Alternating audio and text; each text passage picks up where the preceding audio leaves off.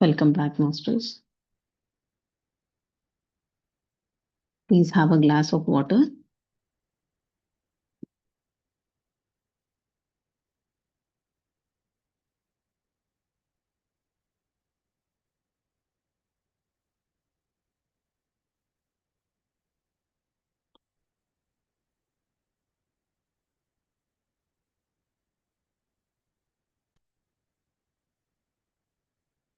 Ram, are you recording going live?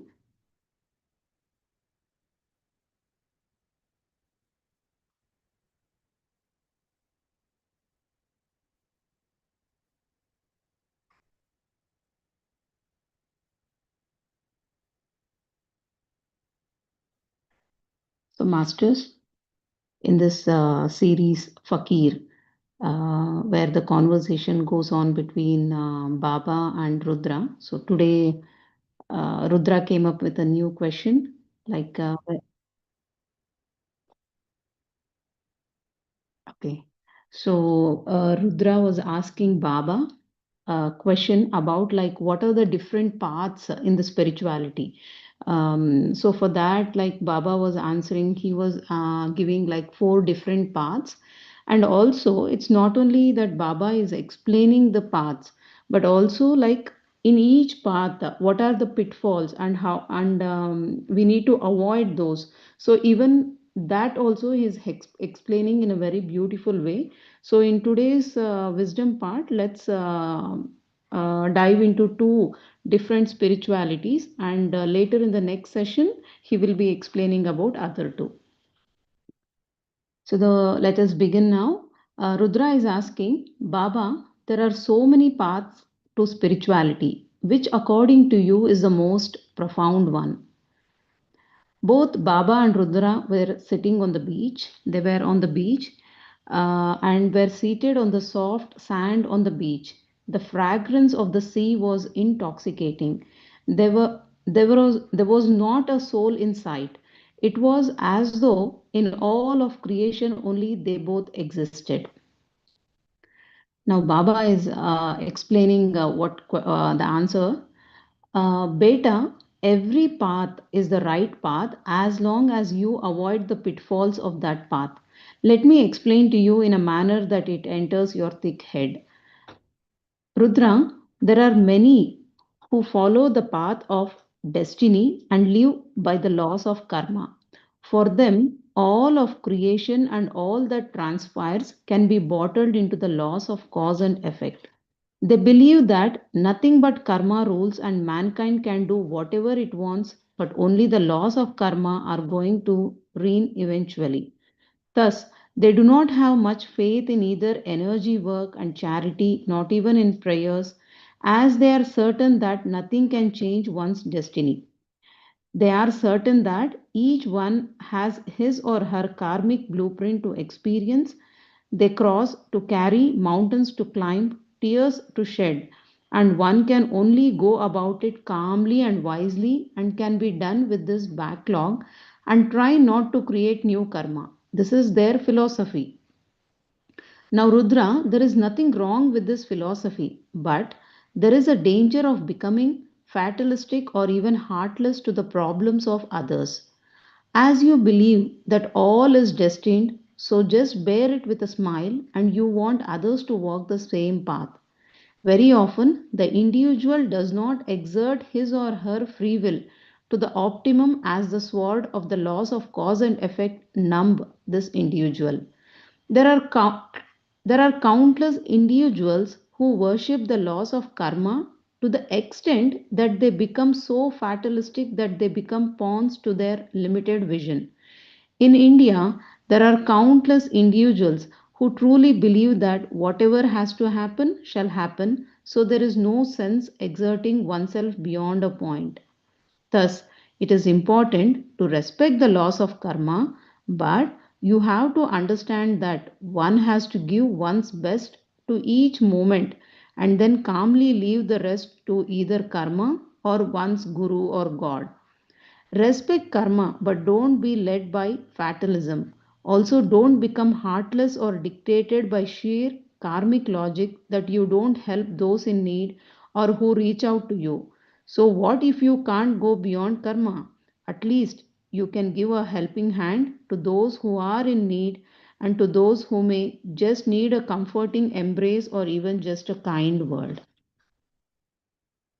So, this is the first kind of spirituality, the law of karma. And then let's move to the second one. The second one is like there are those who believe in the power of prayers and chanting. For them, spirituality means time spent in prayer. They believe that the more they pray, the more they shall get closer to their God or Guru. They may or may not believe in various other spiritual pathways like karma, charity, healing, energy work, and meditation. But for them, prayers and more prayers is the way to embrace the, the Creator and to protect themselves and their love, sorry, to protect themselves and their Lord from any untoward occurrences. According to them, no matter what you do, eventually your salvation shall come about via prayers and chanting. The danger on this path is that very often the essence of prayers is lost and one becomes a slave to the act. The act of prayer becomes more important than the prayer itself. The number of chants or prayers said or hours spent in prayer overshadow the essence of why one is praying and what true prayer is all about. Prayer is about becoming one with the Creator. Prayer is about gratitude, seeking forgiveness, mercy. It needs to make you a better human being, but very often the act of prayer overshadows these sublime emotions and makes one a slave to the rituals. It makes one intolerant while praying. It makes many feel more superior due to their act of prayers. Another thing which is very important is that prayers might soften the blow, but very often what has been destined shall come to pass. And finally, he's telling few more words about prayers. If your prayers come from gratitude and true love, you shall see grace and true love. Why you're praying is going to decide everything eventually. Why are you praying, Rudra? Are you praying to become one with the Almighty? If you are praying to be enveloped by the energy of the Creator, praised be to God. If you are praying to be filled with strength, calmness, wisdom, and grace, to go through one's lot with joyous surrender, God is great. Why are you praying, Rudra? Is a question which each person needs to inquire of himself or herself. Why am I praying? Don't pray to work out some deal with the Creator. Please don't. Seek mercy, seek forgiveness, seek protection, seek blessings. Thank and thank the Creator. Seek whatever the Creator thinks is best for you and your lot. Don't try and make deals with God or Guru. So these were the two parts. One is the about karma, and the second one is about chanting and prayers. So the best part, what Baba is telling is like, yes, karma is there, but okay, to some extent, yes, we have to go with it. But whatever it could be, we need to give the best to every moment. First of all, accepting, there should be an acceptance, and then it's okay. Let us take that as a challenge or a learning and give the best to that particular situation. So this is the most important part. And also he is more emphasizing that if someone is going through some difficulty or a challenge, instead of just thinking, okay, because it is their karma, they would have done something in the past life or whatever it is, now they have to go through. But if we are in a position to help them, or in one way or the other, maybe he told even just a kind words to embrace them, to comfort them, that is also a good thing. Instead of just leaving them, okay, it is their karma, let them go through. No. If we are able to do something, yes, we can do it. And other thing, what I remember, like when I was reading this part is, yes, when we are going through some karma, if we are just thinking that, okay, this is my karma, I have to go through with a smile, let me go through. But what about the lessons to be learned? At that point, I remembered one example. For example, there is a boy, a small boy, who has a habit of stealing. So, whenever that boy is stealing something in the house, if a parent is scolding that boy or hitting or something, and if the boy is not learning any lesson out of it, and again, if he keeps repeating, like if he again steals, do robbery, and again the parent hits that boy, what is the point of repeating? Yes, the boy is going through the punishment, but if the lesson is not learned, there is no point in it. That keeps on repeating, so that karma also keeps on repeating, I feel. Only when we learn what is that, what is the lesson that I have to learn here, then after that, that karma, anyways, it will go away. So there is nothing that we need to focus so much about it. It's the focus should be more on lessons that we have to learn. So this is what, like when I was reading this chapter, this one point, it got into my mind. So I just thought I would share with you.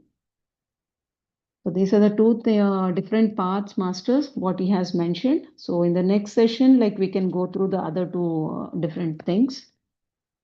And regarding these 2 points, if you have any of your experiences or thoughts, please unmute and you can share it.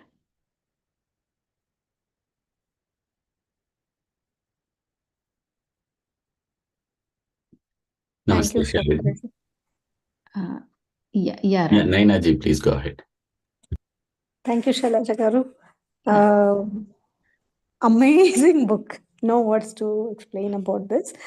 Yeah, I agree in the second part. If we are not able, in the first part, as he said, just, not condemning or not judging, just being good to others, even a smile can help. In the second one, when we pray, I feel, over the time we get engrossed in our own, क्या बोलते हैं वो mechanical हो जाता है. The prayer, as he said, so beautifully, it is done with complete surrenderance and not kind of, like, with all your, this should happen, that should happen, we have our own lessons to learn. So if you are in surrenderance, even any way you can pray, anyhow you want to pray, you can pray, but let there be a surrender. These, I had actually forgotten these 4 parts. Thank you for reminding. Loads and loads of blessings. Thank you. Yeah, thank you. Thank you, Nainaji. And the other thing about the prayer, like he was telling, why we are praying. Like each person has to question for what we are praying and why we are praying. That was a beautiful thing. Like I really like that part, because in this long journey, sometimes we even forget like for what we are doing it for. So I felt, yes, and also your point also, like surrenderance. That is the biggest thing. When we surrender, yeah, doing our best and leave it, that's all. That whatever has to, let it happen, but we should give our best. That is very much important. Okay, so yeah, Ramji, please unmute. Very beautiful sharings, Sailaja garu. I was just curious to listen other two. Now I have to wait for few more days. This is very, it has various learnings. The very first thing is that there is no one path for self-realization. And this brings compassion, understanding, acceptance to every other path that others are following. Now, what is important is as well to understand every path, one has to be conscious about the pitfalls, like these two cases that we have heard. The first one, always be compassionate, reach out to everyone. And in the second one, look into yourself, what you are doing, why you are doing, not just do because it is said to be done. So very beautiful to know that there are so many paths, that every path has its own pitfalls, and this bringing an acceptance of embracing, or rather, uh, not thinking that there is only one path. What I'm doing is the only one correct. No, everyone chooses their path depending on their soul calling, on their choices. And we are here to walk our path, at the same time, give a helping hand in every possible way to everyone around. So, very beautiful. Look forward for the other two soon. Thank you. Thanks, Ram Garu. Thank you so much. Yeah, and other thing is in this the first part, like that law of karma. Yeah, I always had this question, like yeah, when we say okay, karma means we have to go through. In the initial when I came into meditation, I always felt that. Then what is the point? Yes, everyone has to go through, right? Then what is the point of helping or doing something for them because they have to go through? Even I had that question, but over a period of time, yes, I understood that's okay. It is only the lessons that is more important. I feel evolving, learning from it and going through. And what you said, Ram Garu, like, yes, respecting every path. It is their individual choice. There is nothing like one is great or one is not great, nothing like that. Whatever one feels to do according to their soul calling, what you said, yes, they have to go into that path, but we need to be very much cautious. Whatever path it could be, we need to be cautious about, instead of we have to avoid those pitfalls. For example, in meditation or something also, it's not when we go through doing lot of meditations or whatever it is, a few people get some powers, third eye, everything, but again we need to be careful about our ego, spiritual ego or laziness or whatever it could be. So each path has its own pros and cons, but by understanding this, we will be more cautious. That is one thing I felt.